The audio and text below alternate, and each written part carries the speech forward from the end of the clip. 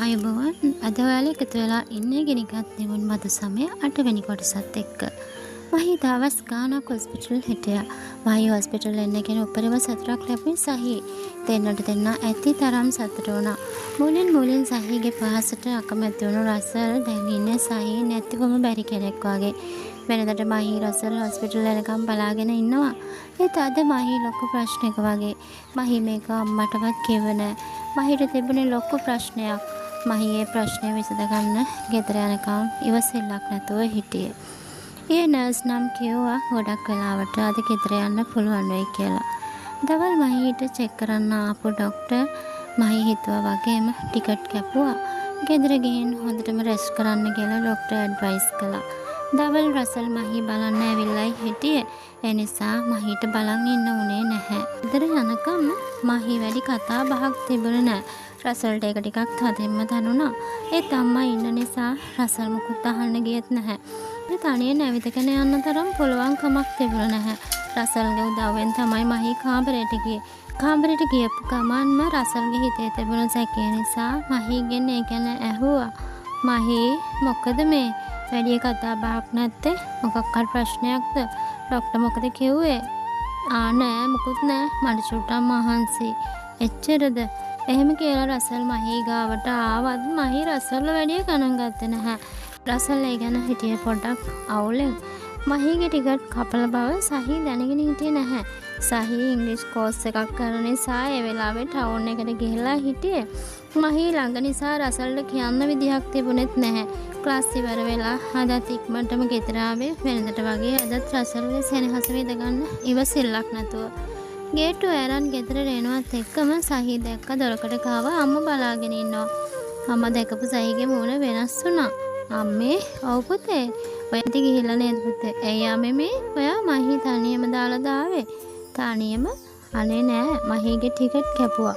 Ticket කැපුවා? ඉතින් කිව්වවත් නැහනේ. අනේ ඔව් පුතේ හදිසියෙම තමයි ටිකට් කැපුවේ. ඒත් ඊයේනම් කිව්වා. ඒත් කපයි කියලා නම් හිතුවේ නැහැ. සහීගේ මූණ අඳුර වුණා. ඒත් අම්මා ඒක දැක්කවත් ඇයට දැනුණේවත් නැහැ. මහන්සි අම්මේ මම යනවා ඔෂ්ෂ ගත්තාගෙන එන්නම්. හා පුතේ එන යන්න මං උයලා තියෙන්න. සෝදගෙන ඇවිල්ලා කන්න. හරි අම්මේ. හිතේ දුකින් කාමරයට ගිය සහී එහෙම්මම ඇඳට වැටුණා. ඇඳේ මේ අත ගාපු සහීට දැනුනේ රසල් ඇඳේ ඉන්නවා වගේ. විනාඩි ගාණක් ඒ සිතුවිල්ලෙන් සහී ඇඳටම වෙලා හිටියා.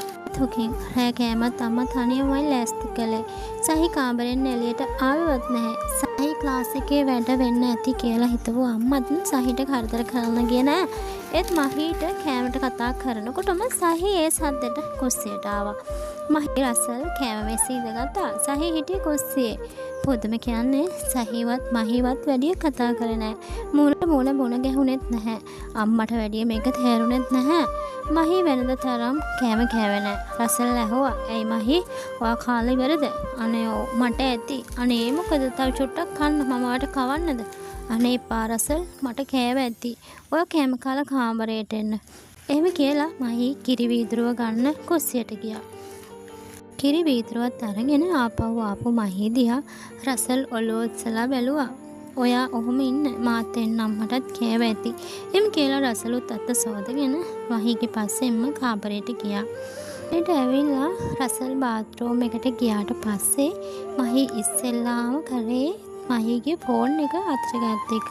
ෆෝන් එක අතට අරන් ඉවසිල්ලක් නැතුව හිටපු මහී ෆෝන් එකේ ගැලරි එක ඕපන් කරලා බැලුවා.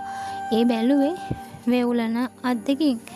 ගැලරි එක ඕපන් කරනවත් එක්කම ඒ දැකපු වීඩියෝ එකකින් මහීගේ මොළු ගතම සලිත වෙලා ගියා. ගත විතරක් නෙමෙයි සිතත් හිතා ගන්න බැරි වුණා මොකද කරන්න කියලා.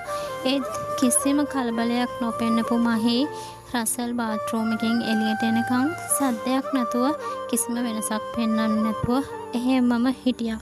ඉතින් ඇත්තටම මහී මොකක්ද මේ ෆෝන් එකෙන් දකින්න ඇත්තේ? මහීගේ ඔළුව කැරකෙනවා වගේ දැනුණා. මහා හයියෙන් කෑ ගහලා අඬන්න හිතුණා. ඒත් මේ හැම දෙයක්ම දරාගෙන මහී රසල් එක්ක කතා කළා. රසල් මාත් ගිහින් දත් ටික මැදගෙන එන්නම්. ඉමීට අතේ තිබ්බ කිරි වීදුරුවත් අරගෙන බාත්රූම් එකට ගිහිල්ලා රසල්ට නොපෙනෙන්න කිරි වීදුරුව බාත්රූම් එකේ සිංක් එකට හැලුවා. රසල්ට මේ ගැන වැඩි අවධානයක් තිබුණේ නැහැ. ඊට පස්සේ දත් මැදලා මොනකට සෝදගෙන මහී ආවේ වෙනදා වගේම නිදා ගන්න හිතාගෙන. ඊට ඇවිද ගන්න හිටපු මහී අමාරුවෙන් මෙහෙම ඇවිදගෙන එනකොට රසල් මහීට උදව් කරන්න හැදුවා. ඒත් මහී ඒකට ඉඩ දුන්නේ නැහැ. එපා රසල්, මට ડોක්ටර් කියලා තියන්න චුට්ට කොහොම හරි ඇවිදින්න කියලා. එහෙම උදව් අරගෙන ඇවිද්දොත් මට ගොඩක් දවසක් මෙහෙම ඉන්න වෙයි කියලා තමයි ડોක්ටර් කිව්වේ. ඒ නිසා මට ප්‍රශ්නයක් නෑ, මම ටික හිමීට ඇවිදින්නම්. මහී එහෙම කියලා රසල් මම නිදා ගන්න යනවා. ඔයා දැම්ම නිදා ගන්න එනවද? ඔයා නිදා ගන්නවද? නෑ මහී, මට චොටි වැඩක් තියෙනවා. මම ඉක්මනට ඒක කරලා එන්නම්. ඔයා ගිහිල්ලා නිදා ගන්න. එහෙම කියලා මහී ඇඳට ගියා. රසල් ලැප්ටොප් එකත් අරගෙන මේසෙන් ඉඳගත්තා. ඊට පස්සේ ඊට ගිය මහී විනාඩි 30ක්වත් ගෙන ගොරව හොඳටම නිදි කියලා රසල් දැක්කා. ඒත් එක්කම රසල්ගේ ෆෝන් එකට මැසේජ් එකක් ආවා. ඒ මැසේජ් එක බලපු රසල් කලබල වෙලා ඉක්මනට මහීගේ දිහා බලනවා. ඒත් මහී හොඳටම නිදි. මැසේජ් එකේ තිබුණේ මට පාළුවේ අනේ එන්න. මෙහෙම මැසේජ් එක දකිනකොට රසල්ට ඉවසිල්ලක් නැතුව ගියා. රසලුත් අනිත් අතට රිප්ලයි කළා. අනේ බෑ, අද බෑ. මහී ඉන්නවනේ. අනේකට කමක් නෑ, මහී නිදියනවා. ඔයා එන්නකෝ. පිස්සුද? අද එන්න බෑ. එහෙනම් මං එනවා. යාට හොඳටම පිස්සු. ඉක්මනට එන්න. ඒ වචන ඉදිරියේ රසල් ගොඩක් අසරණ වුණා. මහී නින්දට ගිහිල්ලා දැන් පැය භාගයකටත් වැඩි. ඒ කියන්නේ මේ වෙනකොට මහී හොඳටම නිදි. වෙනදටත් එහෙමයි. අම්මයි තාත්තයි නිදා ගන්නේ උඩ තට්ටුවේ. ඒකත් කෙළවරට වෙන්න. ඉතින් රසල් හිමීට මහීට කෙට්ටුණා. මහී හොඳටම නිදි කියලා රසල් දැක්කා. ඇඟට අතක් තියලා බැලුවා. ඒත් මහී හොඳටම නිදි.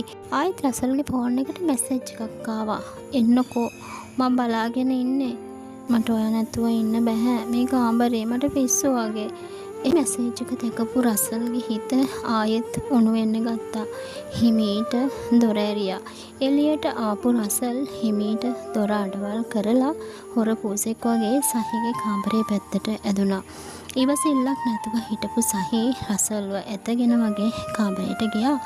සිද්ධ වුණ මේ හැම දෙයක් ගැනම හැම තත්පරයකම නිදි නැතුව වෙවුලන හිතින් බලන් හිටපු මහී හේපීට නැගිට්ටා.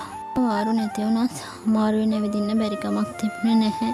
ඇඳ ළඟ මේසෙ තිබුණු රසල්ගේ ෆෝන් එක අරගෙන ඒකේ ලොක් එක ඇරියා. ඇරලා ඒකට ආපු මැසේජ් එක බැලුවා.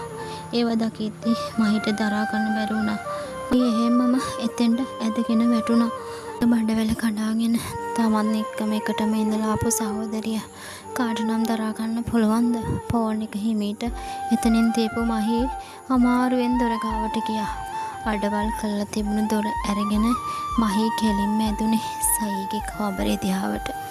හදිසියට දොරේ අගුළු දා ගන්න අමතකුණු සහීගේ කාමරේ දොර වෙවුලන අතින් මහී අරිනකොටම මේ ලෝකේ කෙනෙකුගේ ඇස් වලින් දකින්න හොඳම නැති අමිහිරිම දෙයක් ඒ ඇස් දෙකින්ම දැක්කා. හයියෙන් කෑ ගහලා අඬපු මහීගේ ඒ හඬ මුළු ගෙදරම දෝංකාර දෙන්න පටන් ගත්තා. ඉතින් ඔන්න ඔය විදිහට ගෙනිගත් නියුඩු බදු සමය 8 වෙනි කොටස නිමාවට පත් වෙනවා. හෙට දවස මහීගේ සහීගේ රසල්ගේ ජීවිතේ මොනවා වෙයිද අපි බලමු. ගිහිල්ලා එන්නම් ඉක්මනටම 9 වෙනි කොටස අරන් එන බලාපොරොත්තු වෙමින් සතුටින් පරිස්සමෙන් එන්න. ඔයාලට ජය වේවා.